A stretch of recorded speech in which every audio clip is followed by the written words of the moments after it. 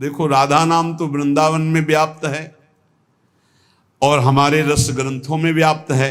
अगर गुरु के वचनों में विश्वास हो तो बिना नाम के भी कल्याण हो जाता है, ऐसे साधारण बोल देने पर। एक सीधा साधा गांव का भगत कभी कथा नहीं सुनता था, गाय चराता था गांव की। तो एक दिन और गोपाल जो गाय चराने वाले थे उन्होंने कहा, यार कभी तो कथा सुन लो, रात दिन पशुओं के पीछे घूमते हो, पशु बुद्धि, कभी तो कथा सुन लो। तो एक दिन सोचा दोपहर के भोजन गांव में पाएंगे जाके अपने घर में, और कथा हो रही वहीं से निकल लेंगे, जो सुन लेंगे तो सुन लेंगे। खड़े खड़े वहां चर्चा चल रही थी, जिसने मनुष्य जन्म लेकर के गुरु मंत्र नहीं लिया और नाम जब भगवान का नहीं किया उसका जीवन मुर्दा, व्यर्थ जीवन। चला गया सुन के, और बार बार वही दिमाग में कि पंडित जी कह रहे थे गुरु मंत्र नहीं लिया और नाम जप नहीं किया तो मुर्दा जीवन। जिन हरि भगत हृदय नहीं आनी, जीवित सौ समानते प्राणी। दूसरे दिन फिर गया, कहा पंडित जी आपने कल कथा में कहा था गुरु मंत्र ले लेना चाहिए, नहीं तो जीवन मुर्दा हो जाता है, बेकार जीवन रहता है। तो देव गुरु मंत्र आप, और तो हम किसी को जानते नहीं। तो देखा फटा पुराना कपड़ा, डंडा लिए एक चरवाहा। तो उनका ऐसे थोड़ी कि तुरंत ही गुरु मंत्र दे दिया जाता है, आखिरी दिन कथा के मिलना फिर दे देंगे, टाल दिया। अब वो आखिरी दिन कथा के तो दिन चढ़ावा चढ़ रहा था, तो पंडित जी ने कहा जब चलें तब ले लेना गुरु मंत्र, टाल दिया। अब वो जब आखिरी दिन के बाद हो, तो उस समय घोड़े पे बैठ सब सामान लाद के पंडित जी चलते थे, वो तो सब सामान लाद के चलने लगे हो। तो पीछे पंडित जी आप जो कह रहे थे कि गुरु मंत्र देंगे, आप गुरु मंत्र दे दीजिए। पंडित जी रबड़ी पवाई गई थी, घोड़े से उतरे, घोड़ा एक भगत के यहां खड़ा किया और लोटा लिया और भागे, क्योंकि सोच लगी थी। अब वो भगत किसान आदमी, गांव का गंवार आदमी पीछे लगे, पंडित जी अरे गुरु मंत्र दे दो, कितने दिन से टहला रहे हो आप। अरे उनका यार मतलब सोच का पैसा, तू गुरु मंत्र की बात कर। और वो पीछे लगा कि अब हम नहीं जाने वाले, आपने सब सामान लाद ली थी, भगवान की कृपा कहो कि आपको सोच लगी आई, नहीं तो आप हमको तो गुरु मंत्र ही नहीं देते। हम आपको नाम पर विश्वास की बात।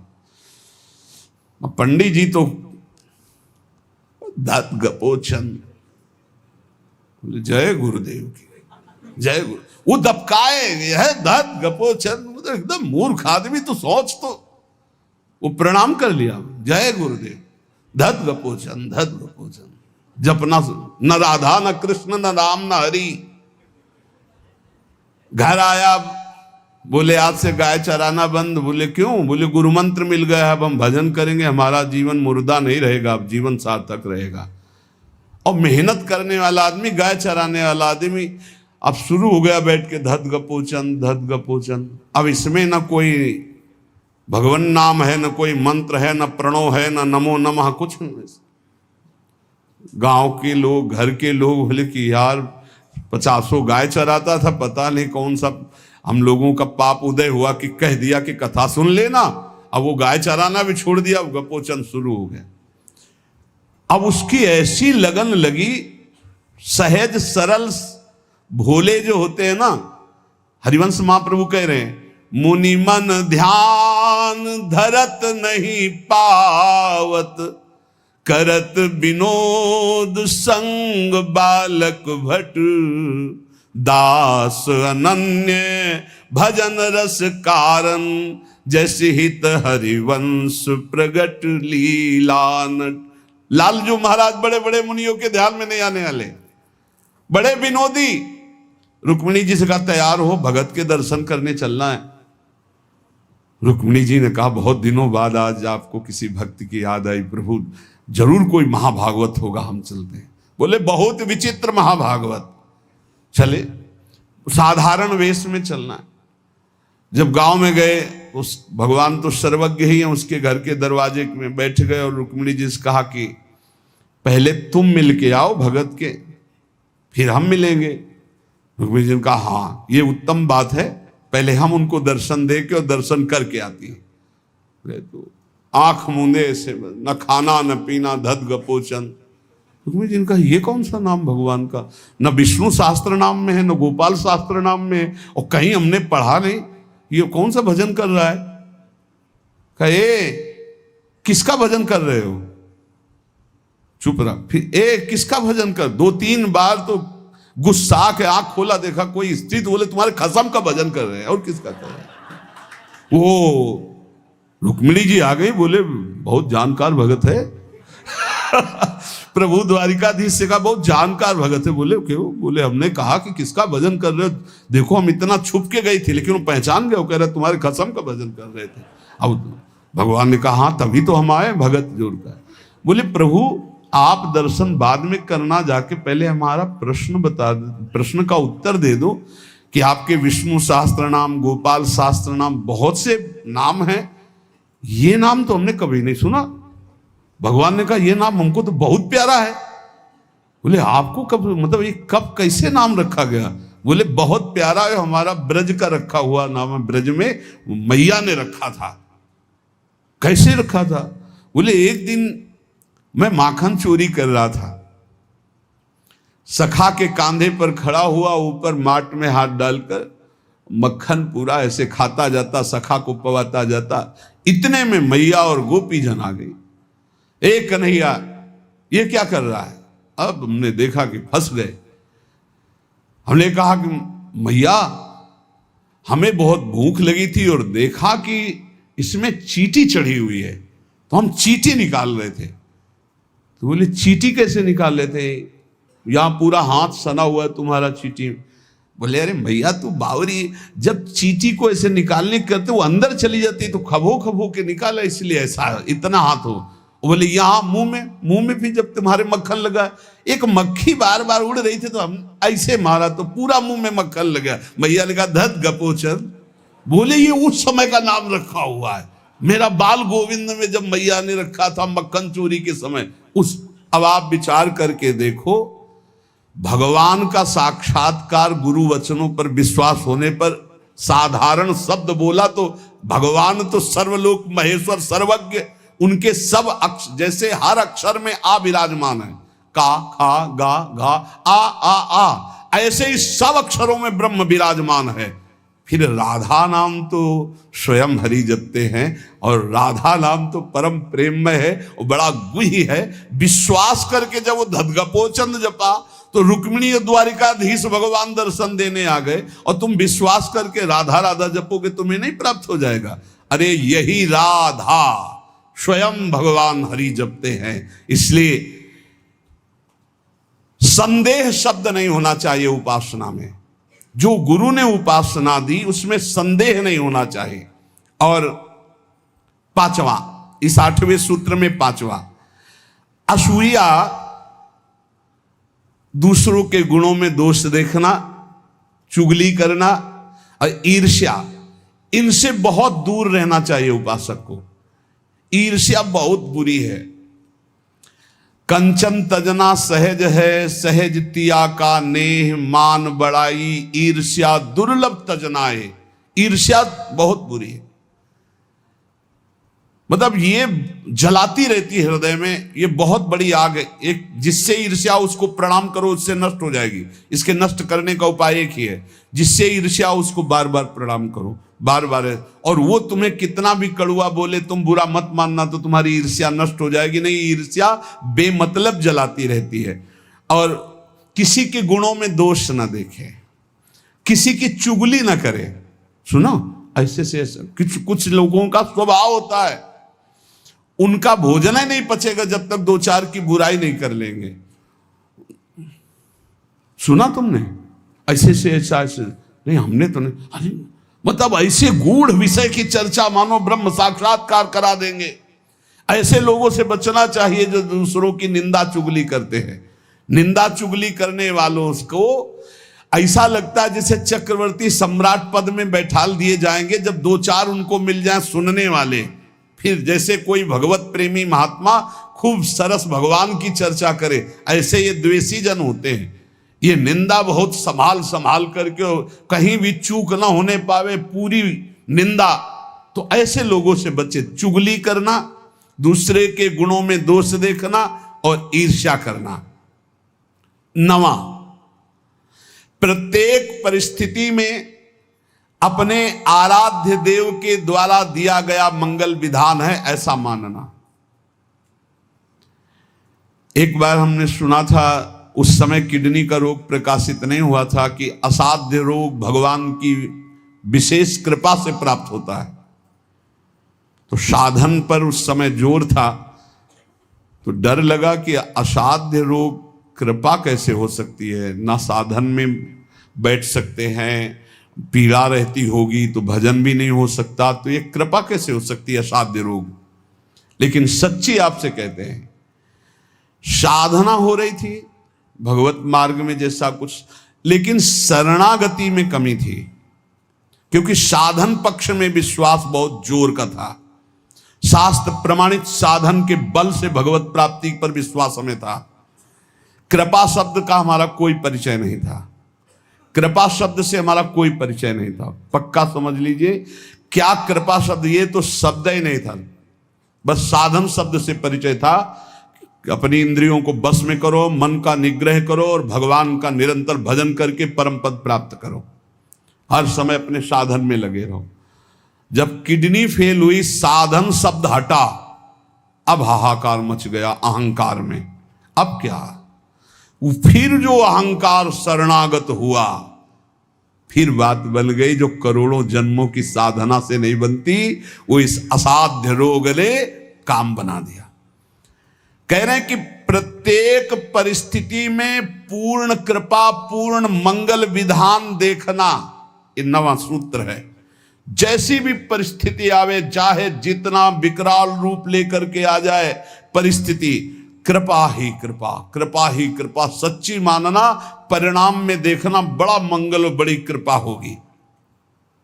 10वां, प्रेम प्राप्ति के मार्ग के पथिक का जीवन बड़ा विनयमय, बड़ा विनम्र, बड़ा संयमी, सदाचारपूर्ण, त्यागमय और शांत सुख स्वरूप, प्रेमी महात्मा का ये स्वरूप। बड़ा विनम्र जीवन, बड़ा विनयमय जीवन, बड़ा संयमित जीवन, सदाचारपूर्ण और त्याग रूप। त्याग की चेष्टा नहीं, वो त्याग रूप ही है। प्रभु के सिवा उसे कुछ अच्छा नहीं लगता। कुटुंब देहते जाए छूट सब ही विधि ना तो। और अद्भुत शांति, अद्भुत शांति, कोई भी द्वंद्व आ जाए उसे अशांत नहीं कर सकता। 11वां, श्री राधा माधव के नित्य नूतन परमानंद प्रदान करने वाले पदों का गायन, उनकी सेवा, उनके प्रेमी जनों के दर्शन संभाषण, तब ऐसे प्रेमानंद की तरंगे हृदय में उछलती रहती है जिससे लीला रस में उसका प्रवेश हो जाता है। तब उसका लीला रस में प्रवेश हो जाता है। जीवन भर हमारा एक ही कार्य है साधना का, मय्येव मन आधत्स्व मयि बुद्धि निवेश है। प्रियालाल में मन लगाना है, प्रियालाल में बुद्धि लगानी। बुद्धि का काम है निश्चय करना, मन का काम है संकल्प विकल्प करना।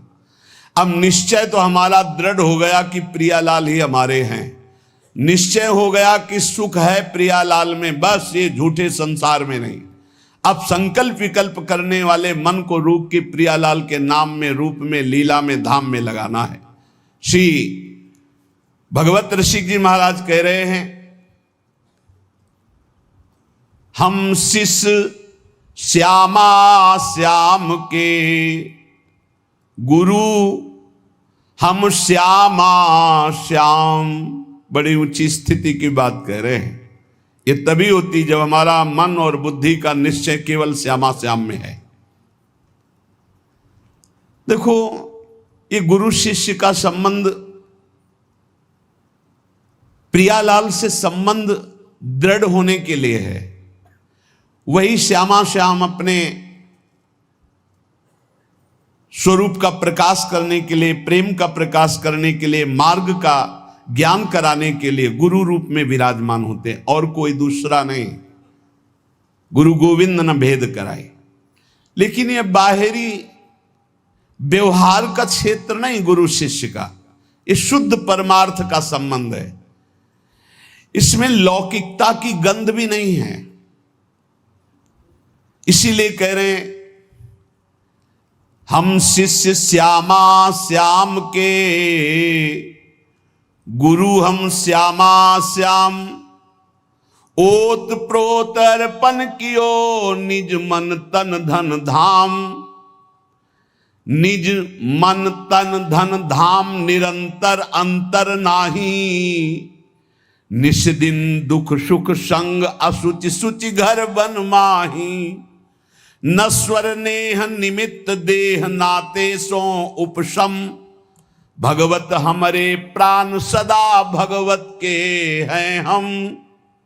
भगवत ऋषि जी कह रहे हम किसी और के न शिष्य हैं और न किसी के गुरु हैं। हम देहाभिमानी गुरु चेला नहीं हैं।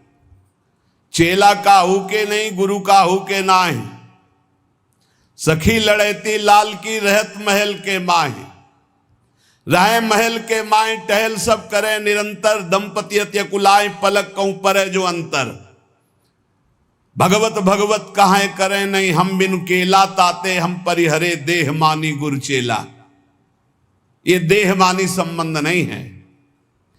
आध्यात्मिक संबंध का आधार है गुरु भाव।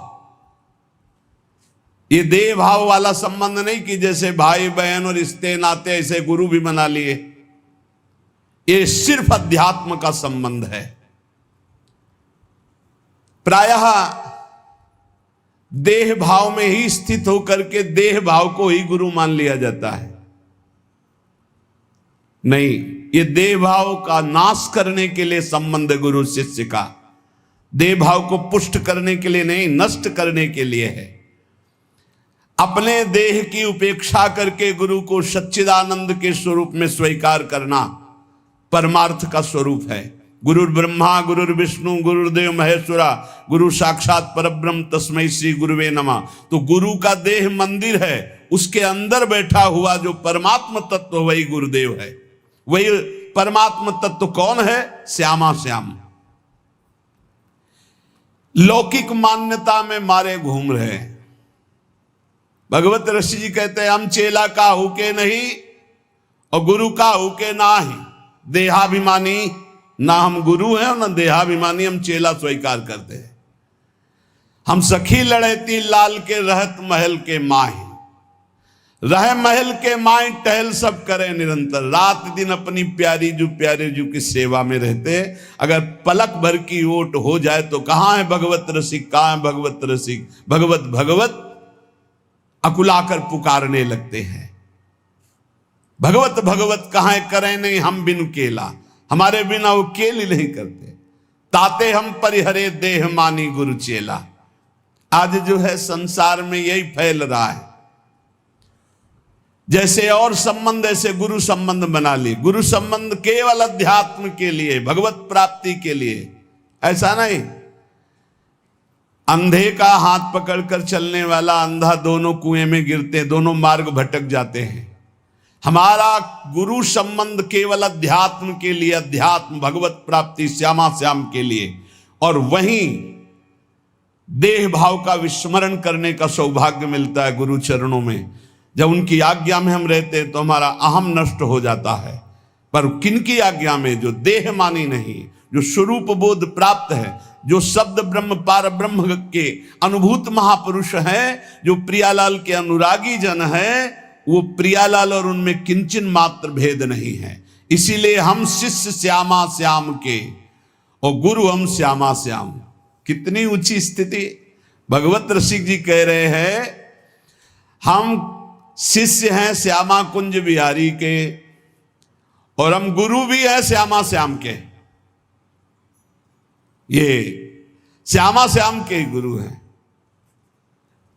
इसको अगर हम व्यवहार धरा में देखते हैं तो जब चिद चिद लक्षणम सर्वम राधा कृष्णमयम जगत, तो अगर कोई सामने शिष्य भाव से बैठा है तो प्रभु ही तो है और कोई दूसरा थोड़ी है। यहां प्रभु है तो सामने भी प्रभु है। व्यवहार देश और नवनिवृत्त निकुंज देश में सखी जो आज्ञा करती है वही प्रिया प्रीतम। कैसी आज्ञा? सखियन के उर ऐसी आई, उनके हृदय में आई कि चलो ब्याह विनोद रचे सुख, तो ब्याह के लिए तैयार हो गई हो।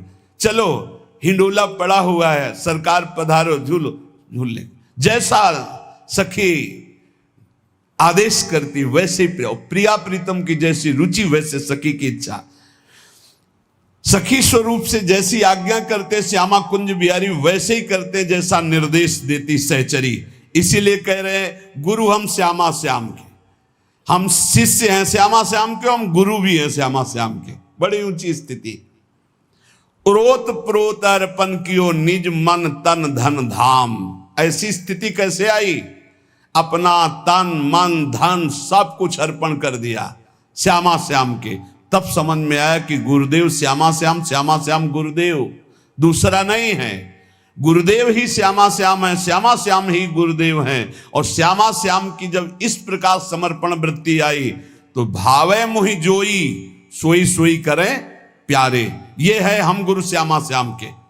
पहली पंक्ति में हम शिष्य श्यामा श्याम के, जोई जोई प्यारो करे सोई मोहि भावे। और दूसरी पंक्ति भावे मोहि जोई सोई सोई करें प्यारे। भावे मोहि जोई सोई सोई करें प्यारे। ये है गुरु हम श्यामा श्याम के। जैसा हमें भाता वैसे हमारे प्यारे युगल सरकार करते हैं। अपने तन मन धन धाम सबका विस्मरण करके एकमात्र श्यामा कुंज विहारी में तन्मय हो जाना, यही गुरु शिष्य के संबंध का स्वरूप है। कोई भेद नहीं रहा, अभेद हो गए। यहां श्यामा श्याम, सामने श्यामा श्याम, आंख मूंदो तो श्यामा श्याम, आंख खोलो तो श्यामा श्याम। ऐसा प्रेम स्वरूप जब जागृत होता है तो कह रहे निष्दिन दुख सुख संग असुच सुच घर बन माही। अब शरीर दुख में है या सुख में, शरीर अपवित्र है या पवित्र है, शरीर घर में है या वन में, कोई फर्क नहीं पड़ता। अपवित्र है या पवित्र, कोई फर्क नहीं पड़ता। ये सब प्रारंभिक बातें हैं। पवित्रता अपवित्रता। शरीर शौच में बैठा हुआ, मन लीला में डूबा हुआ है, सामने प्रिया प्रीतम विराजमान है। अब वहां पवित्रता पवित्रता का क्या, कैसे जालोगे इन बातों को?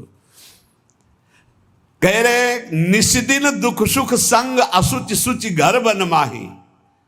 अब नश्वर नेह निमित्त देह नाते सो उपसम। ये नश्वर आसक्ति का कारण जो शरीर धर्म है, शरीर संबंध है, शरीर भोग है, इनका जो पूर्ण रूप से त्याग कर देता है वही इस स्थिति को प्राप्त होता है। अब हमारे श्यामा कुंज बिहारी प्राण धन सर्वस्व है, सर्वस्व है। वही हमारे शिष्य हैं, वही हमारे गुरु हैं, वही हमारे जीवन है, वही हमारे प्राण हैं। यहां कह रहे कि केवल बुद्धि रात दिन श्यामा श्याम का है विचार करे। पहला जीवन का चरम लक्ष्य भगवत प्रेम, भगवत प्राप्ति। दूसरा, हमारी बुद्धि केवल विचार करे तो श्यामा श्याम के ही विषय में। किसी व्यक्ति वस्तु स्थान का अगर हमारा चिंतन हो रहा, संबंध हो रहा, तो श्यामा श्याम के संबंध से हो। जैसे गोस्वामी तुलसीदास जी कहते, नाते नेह राम के मनियत सुहृद सुसेव्य जहां लो। अगर ऐसा नहीं तो फिर हर वस्तु व्यक्ति स्थान में एक आसक्ति है, वो बांध लेगी, आप श्यामा श्याम तक नहीं पहुंच पाएंगे। इसलिए बुद्धि का जरूरी है प्रिया प्रीतम में स्थित होना। अगर बुद्धि ये निश्चय कर ले कि परम सुख स्वरूप श्यामा श्याम ही हमारे हैं, हम श्यामा श्याम के हैं, सुख है तो श्यामा श्याम के नाम में, रूप में, लीला में, धाम में। अभी आपने सुना आनंद का तारतम्य। तीसरा, इसलिए अपने जीवन को महाप्रेम में बनाने के लिए जो आप सत्संग में श्रवण करते हैं, ये बड़े सौभाग्य से श्रवण कथन का हमें प्रभु ने अवसर दिया है। हम इसे व्यर्थ न जाने दें, बार बार मनन करो। देखो भगवान की इतनी कृपा हो गई, ये यंत्र मोबाइल आदि जो है अगर इनका सही प्रयोग करे तो ये बहुत सहायक है। एक बार सत्संग हो गया जो पकड़ पाए नहीं, हम 10 बार सुनेंगे तब तो हम पकड़ लेंगे ना। तो 10 बार कैसे सुनते?